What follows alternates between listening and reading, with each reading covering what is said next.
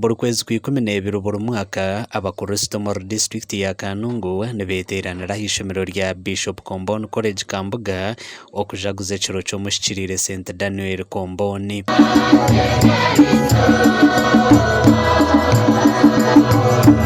Aba batandikire n'ekitambo kya misa ekyebembirwe Monsignor John Vianney Sunday obirajwekire Bishop w'obureberezi bwa Kabale.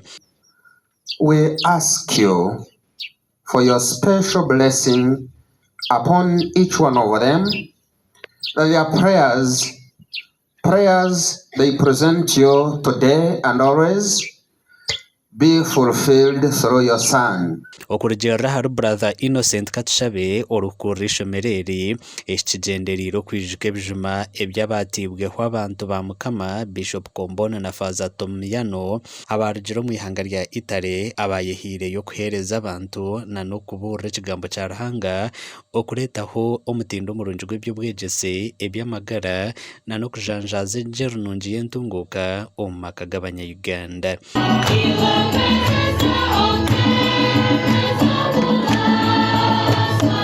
God who came from Italy, who formed the congregation of the Comboni missionaries, and that's why we are celebrating today.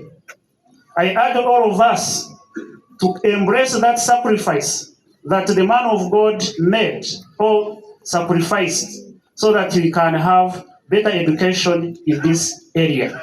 Monsignor John Vianney Sunday omuhwezo wa Bishop yahiga abaziro okukuriza abaana babo ahabiragiro by'ekereziyo by'Obwegyese nk'okukunda Ruhanga okugira emicwe mirungi okukora n'amaani ekiro kubareetera okutungura omutindo gw'Obwegyese. Number 1, God first.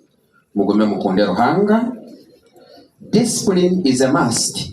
It's not just an option. Discipline is a must. And we don't lower the standards of our discipline. Or concentrating mishomo okuba disciplined. Omu seminary, the fathers are here. One of the things we cherish is discipline.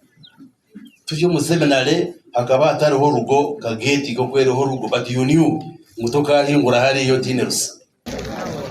Amakuru agagasha kwa Hweza Wilfred.